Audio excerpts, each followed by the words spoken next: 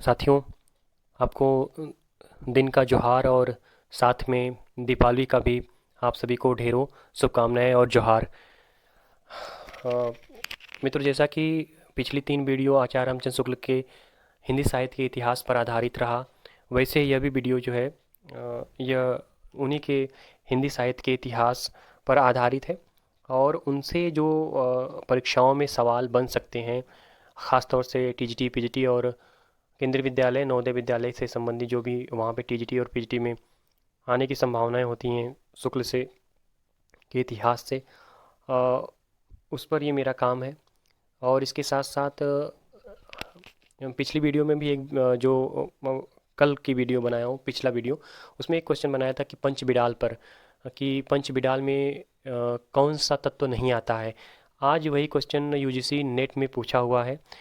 मेरे कुछ परिचित लोग थे, स्टूडेंट थे, जो परीक्षा में शामिल हुए और आकर के बताएं कि सर, वो जो क्वेश्चन आपने बनाया था कि लुइपा के सवाल था कि का तरुवर पंच बिडाल, तो उस पंच बिडाल आपका ही क्वेश्चन हूबहू वहाँ पे आया हुआ था। तो ये सुनकर मुझे अच्छा लगा, कम से कम यूजीसी नेट का जो एक लेवल है उस आधार पे मैं क्वेश्चन बना रहा हूँ, उसके पैटर्न को फॉलो कर रहा हूँ।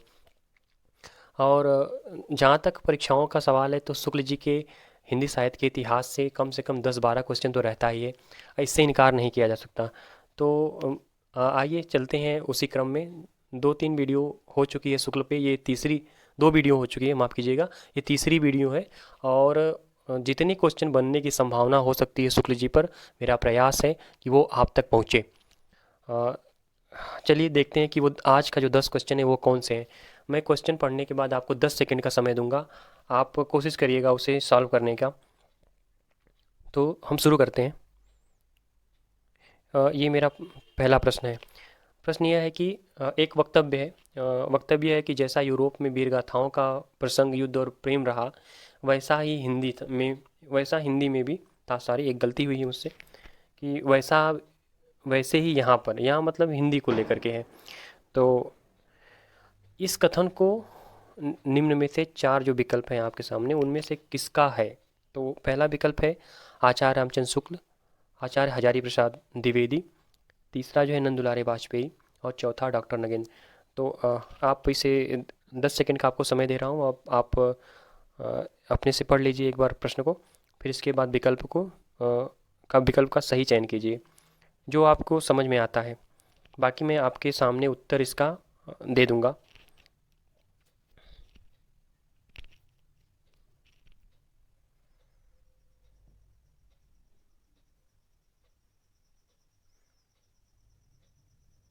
आगे बढ़ते हैं। सॉरी,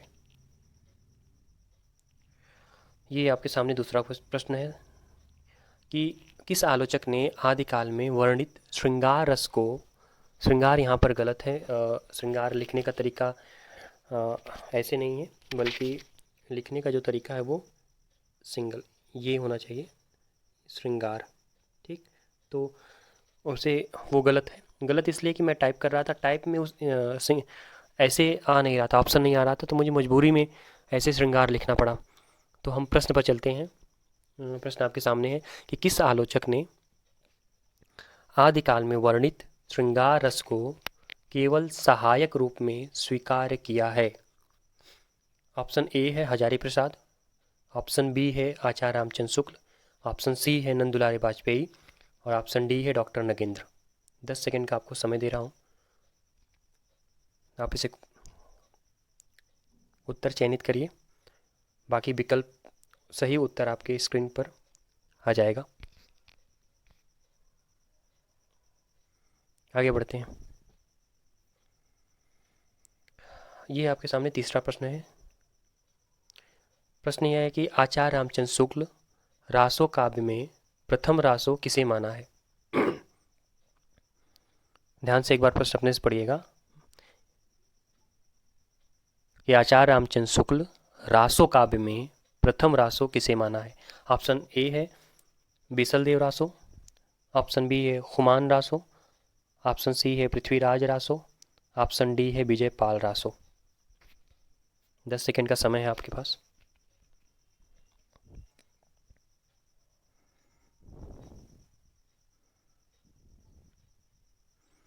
आगे बढ़ते हैं।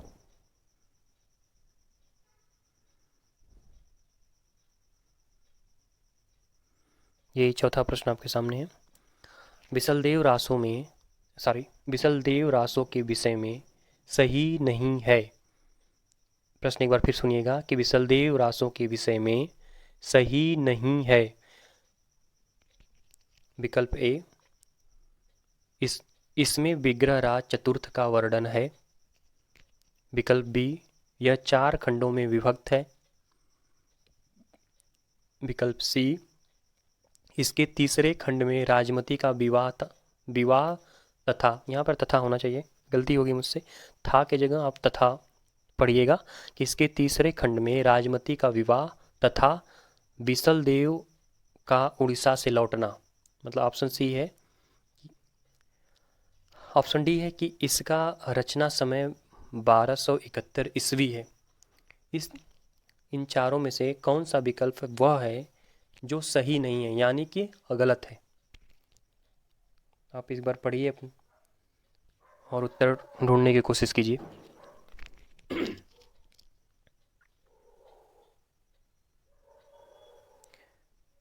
आगे बढ़ते हैं। प्रश्न नंबर 5 आपके सामने है। शुक्ल ने बिसलदेव रासों को माना है।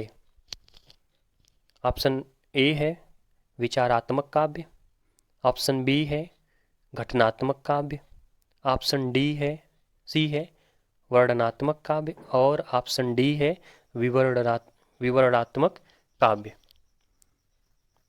10 सेकंड का समय है आपको। आप एक बार पढ़ें उसे, प्रश्न को पढ़ें और विकल्प का चयन कीजिए।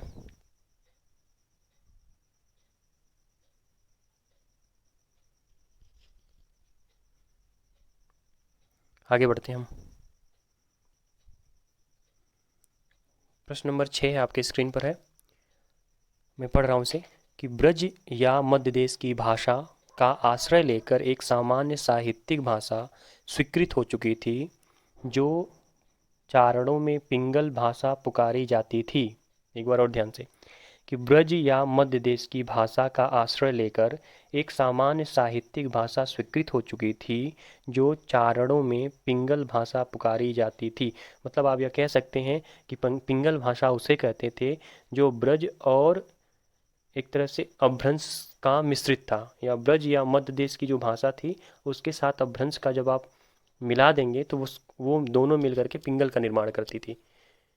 फिर हम आगे पढ़ते हैं कि अभ्रंश के योग से शुद्ध राजस्थानी भाषा का जो साहित्यिक रूप था, एक बार और ध्यान से आप सुनिए, कि अभ्रंश के योग से शुद्ध राजस्थानी भाषा का जो साहित्यिक रूप था वह डिंगल कहलाता था। इस कथन के संबंध में यह कथन किसका है?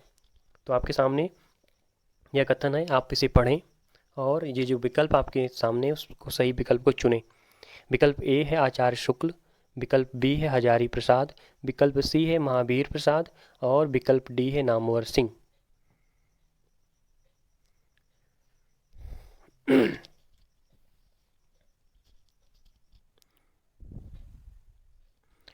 आपको बताते चलूं कि एक बार फिर से, कि ब्रज और अभ्रंश बराबर पिंगल, और अभ्रंश और शुद्ध राजस्थानी बराबर डिंगल। तो ये दोनों में आप कंफ्यूजन मत करिएगा। और यह जो कथन है यह किसका है, इसका चयन आप कर लिए होंगे, मुझे ऐसी आशा है और अपेक्षा है आपसे। हम आगे बढ़ते हैं, 10 सेकंड से ज़्यादा हो गया। प्रश्न नंबर 7 आपके सामने है। आचार्य शुक्ल हिंदी का प्रथम महाकवि किसे माना है? का छूट गया है, तो यहाँ पे इन दोनों के बीच में,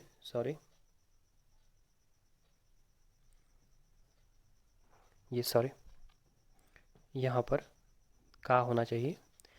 आचार्य शुक्ल हिंदी का प्रथम महाकवि किसे माना है? अब विकल्प ए है चंद्रवरदाई, विकल्प बी है दलपति विजय, विकल्प सी है सारंगधर, और विकल्प डी है नरपति नाल। 10 सेकंड का समय है आपके पास।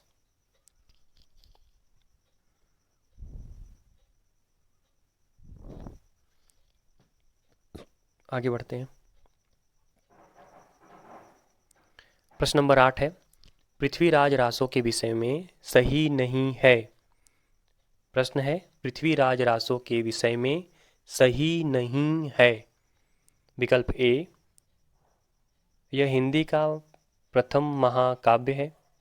विकल्प बी, इसमें 2500 पृष्ठ तथा 69 समय है। इसमें मुख्य छंद छप्पय, तोमर, दोहा, त्रोटक, गाहा तथा आर्या है। ये विकल्प सी था। और विकल्प डी है कि पृथ्वीराज रासों में पद्मावती समय नहीं है। विकल्प चारों एक बार फिर से आपके सामने। पृथ्वीराज रासों के संबंध में क्या सही नहीं है। विकल्प ए, यह हिंदी का प्रथम महाकाव्य है। विकल्प बी, इसमें 2500 पृष्ठ तथा 69 समय है। विकल्प सी, इसमें मुख्य छंद छप्पय, तोमर, दोहा, त्रोटक, गाहा तथा आर्या है।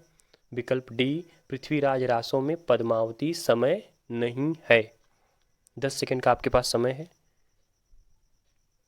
विकल्प चयनित करें।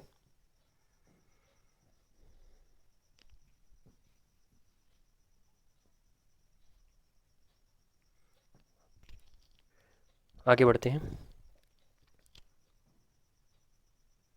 ये आपकी स्क्रीन पर ये 9वां प्रश्न है।